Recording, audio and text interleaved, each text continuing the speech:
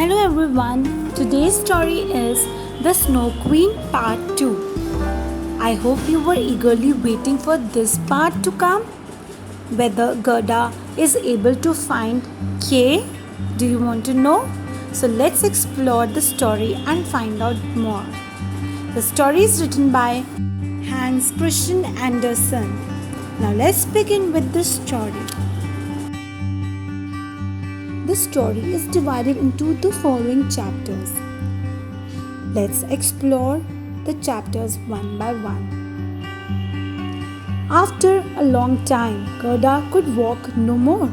She knew that she had to rest her tired little legs before going anywhere.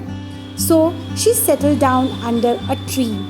She was most surprised when a merry raven came and hopped towards her. "Go, go!" Good day, he said. Gerda was surprised and delighted. She had been feeling very lonely, and the raven looked like a friendly little fellow. "Have you, by any chance, seen my good friend Kay?" She asked and told him everything that had happened. She described Kay carefully. The raven closed his eyes and thought about it. "You know what? I might have seen your friend," he said. Gerda stood up in joy. She hugged the raven so hard that she nearly squeezed him flat. "Oh, really? Can you please take me to the place?" "Is he anywhere around here?" asked Gerda. "I don't mind taking you there. It isn't too far anyway. It's just that your friend might have forgotten you, for he lives with the princess now," said the raven. "Is that so?" asked Gerda. "I'll tell you the story as we walk. Listen, in the kingdom where we are going now, there lives a princess who is extraordinarily clever. She reads many books and knows what's happening everywhere around the world. She decided to marry, and there was only one thing she wanted." "What?" asked Gerda out of curiosity. "She invited everyone to come and speak with her. She promised to choose the one who would talk boldly and wisely with her and feel at home in her presence," said the raven. "Did Kay come to the palace?" she asked. "I saw a little person walk boldly through the palace, and he didn't even have a horse. He had long hair and wore shabby clothes," said the raven. "I also remember that his boots creaked loudly when he walked." "Oh, it must be Kay. There's no doubt," cried Gerda in delight. "I remember he had his creaky boots on when he went to play with his sled that day. From what I heard, he didn't come to woo the princess. He merely wanted to speak to her and gain wisdom. It turned out that the princess liked his bold and polite nature very much," said the raven. "Will you take me to meet Kay, please?" Gerda begged. "Of course," said the raven. "My bride lives in the palace, and she can arrange for us to meet the prince." The raven then led her through the royal garden. That night, after the lights went out, the raven led Gerda through a back door that was half open. Another raven was waiting for them there. "What a pleasure to meet you," said the second raven. "Come, let's go up these stairs and head to the royal chamber where the prince rests." A single lamp was burning in the chamber, and Gerda saw the prince lying in his bed. "Okay, how I have missed you," Gerda said in a loud whisper. The prince heard her and turned around. Gerda was surprised and dismayed to see that it was not Kay after all. By this time, the princess had also woken up. "Who are you, little girl? And what are you doing here?" asked the princess. Gerda sat down and told them her story.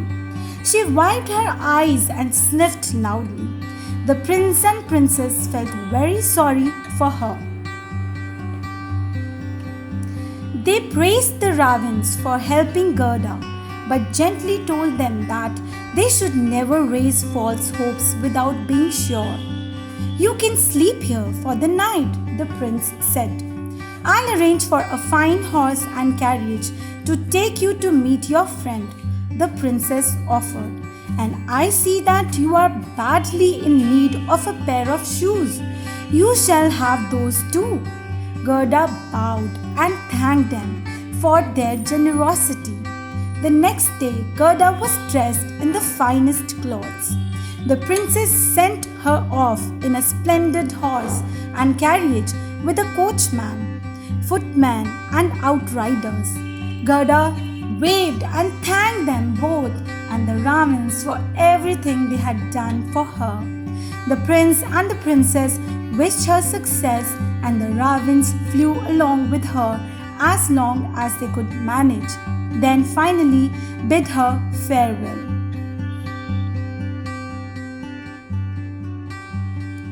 Gerda rode through the thick woods, and the carriage sparkled and shone like diamonds.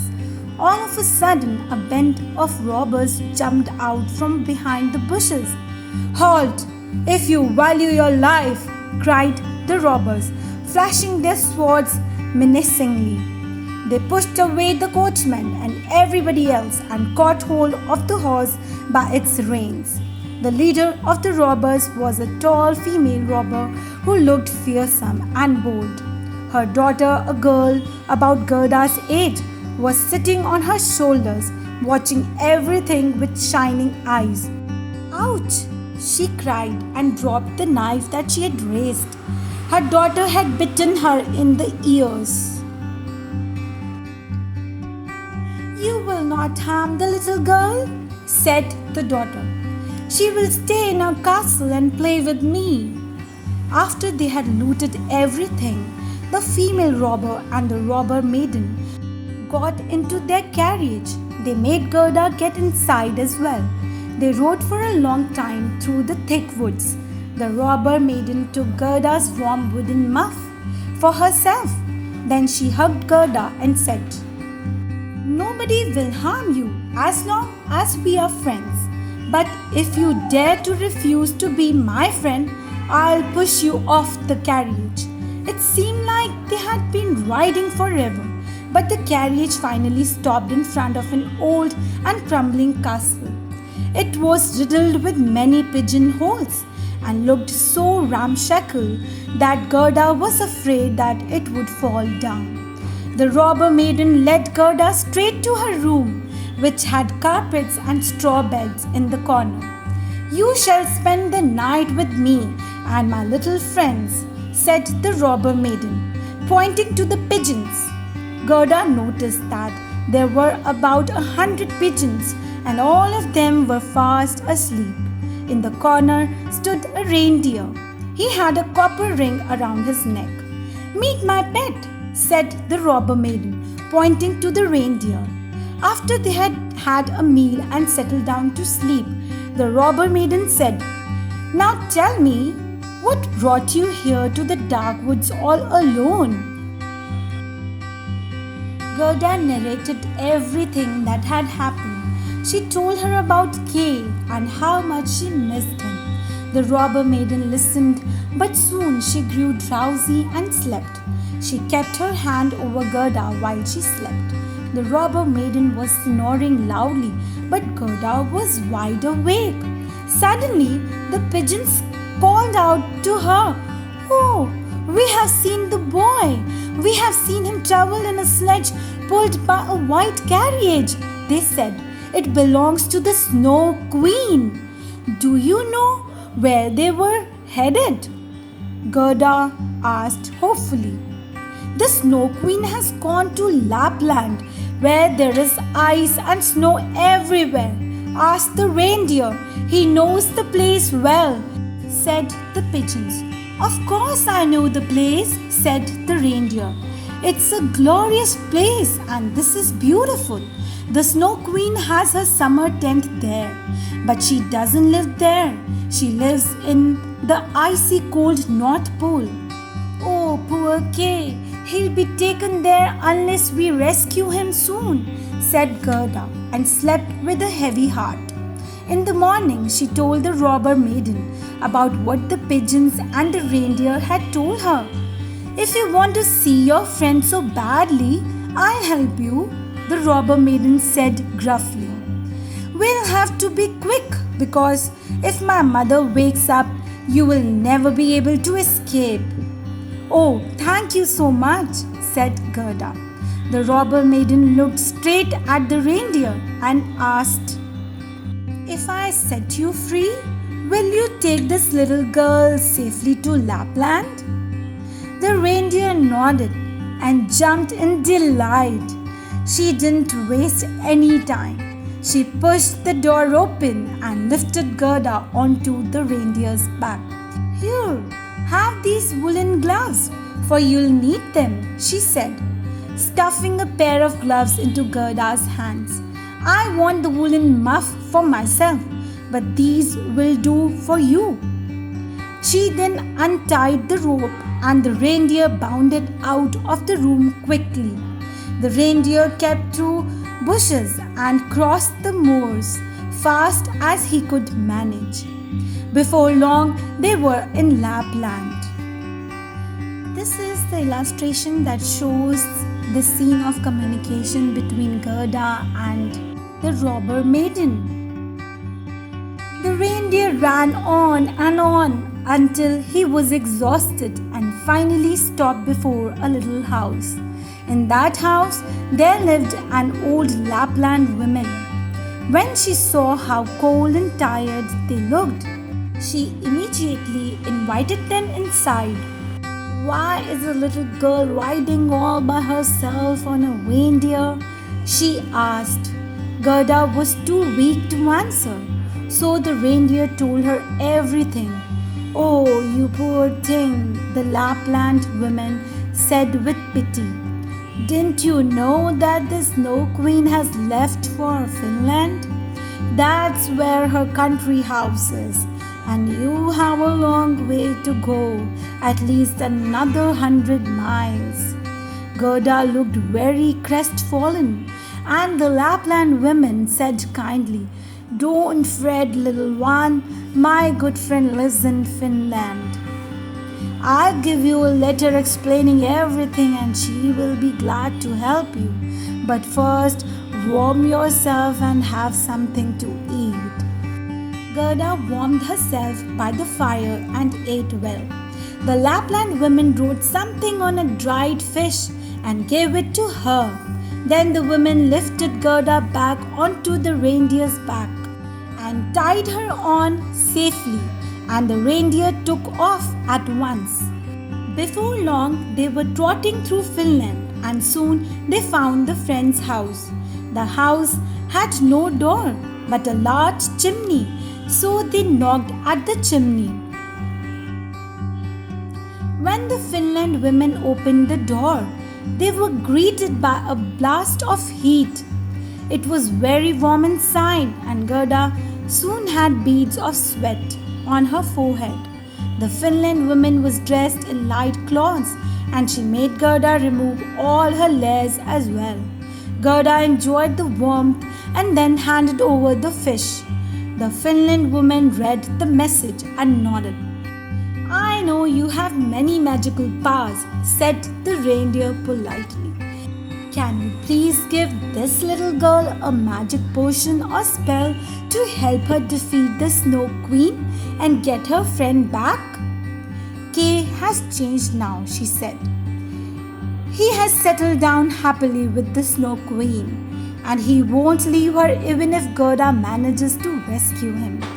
The reason is that he has splinters from an evil mirror in his heart and eye. Gerda has all the powers to defeat the Snow Queen and rescue Kay. If she can't do something by herself, There is very little we can do to help her. The Finland women told them that they had to hurry. She lifted Gerda back on the reindeer and tied her up. She was in such a hurry, and Gerda was wearing neither her boots nor her gloves. But the reindeer didn't want to stop. He went galloping so fast that he couldn't turn back and head over to Finland women's house to get Gerda's boots and gloves. The reindeer stopped only when he reached a bush with red berries. There he set Gerda down and she sped straight towards the Snow Queen's palace. She ran as fast as her legs could carry her. She saw a regiment of snowflakes approaching her from a distance. Gerda was sure that they had not fallen from the sky because they were lined up outside the palace. The snowflakes came in different terrifying shapes. Some looked like bears, while some looked like knotted snakes, and still others looked like large porcupines.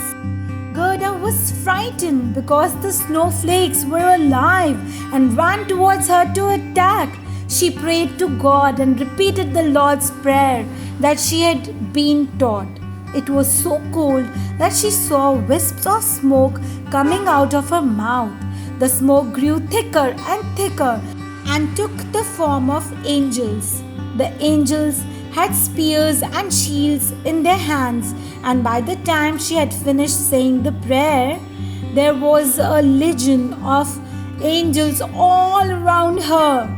The angels thrust their spears at the snowflakes. The snowflakes shattered into 1,000 pieces. Gerda walked on bravely.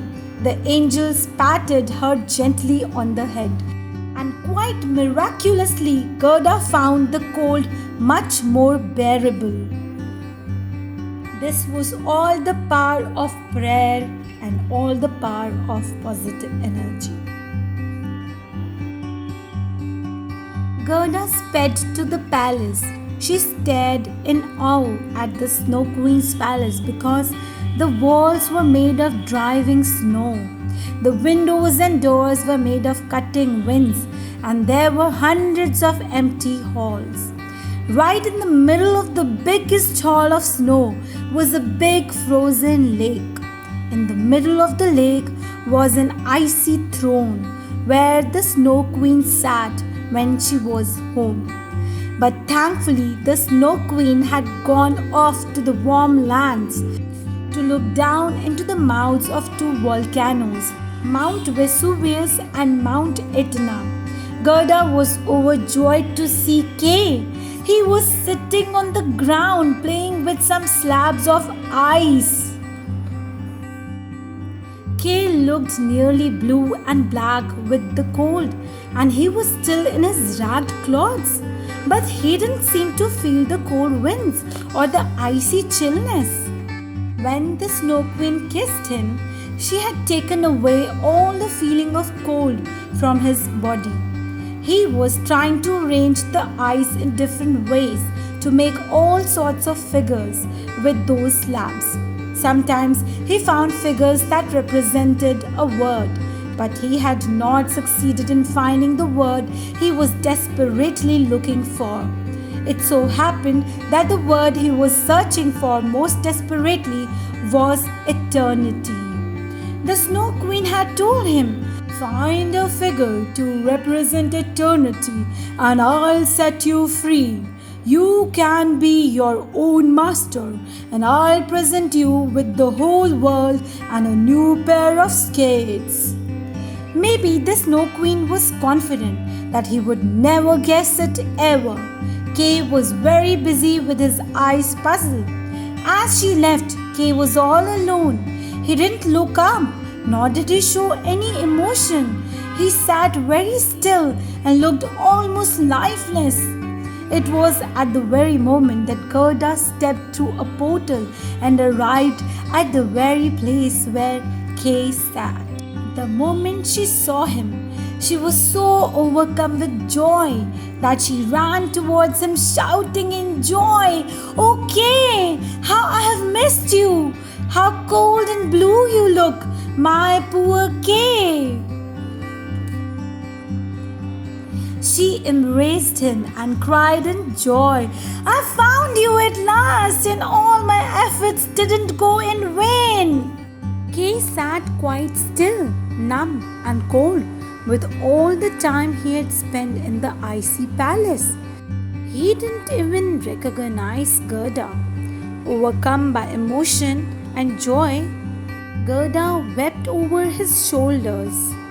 And as she cried her heart out, the hot tears rolled out of her cheeks and plopped onto his chest. Her pure tears melted away the splinter that had been stuck in his heart for such a long time. Gerda held his hands and cried on his shoulders, and that was when Kay found tears in his eyes too.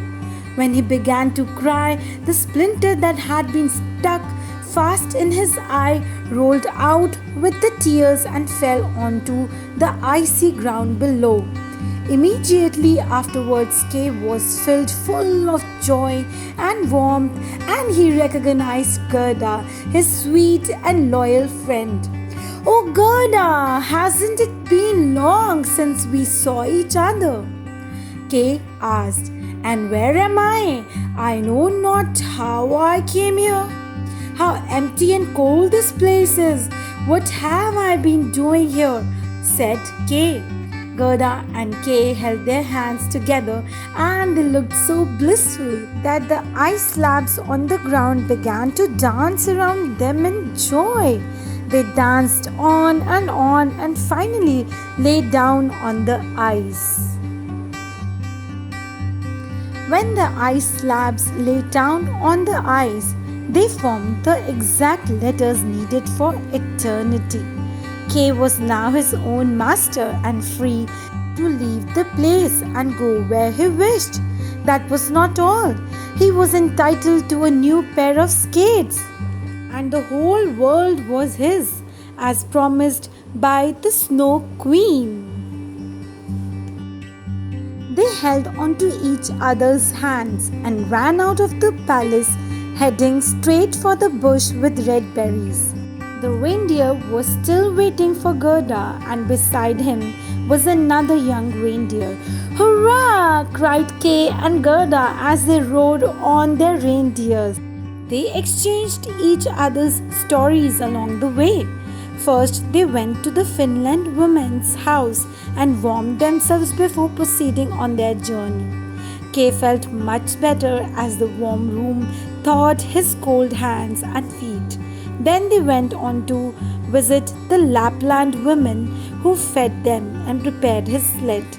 They rode for a long time, and soon they heard the church bells ring. "Oh, look, Kay!"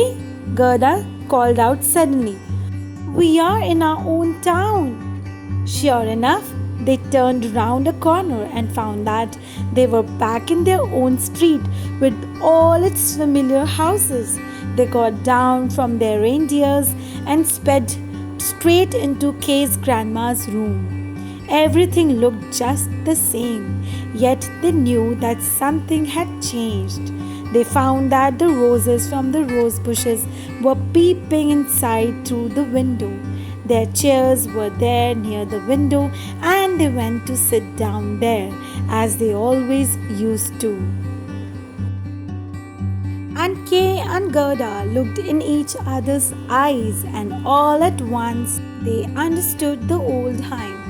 The rose in the valley is blooming so sweet, and angels descend there the children to greet. There they sat as two grown-up persons, grown up and yet children at least in heart. And it was summertime, a warm, glorious summer. And the story ends. Thank you so much. Now here are some glimpses from the story, the scenes which you will recollect and enjoy with the illustrations. Thank you so much. I hope you liked both the parts of the story. The Snow Queen Part 1, The Snow Queen Part 2. It's time to see the winner of our quiz in Part 1, and here it goes.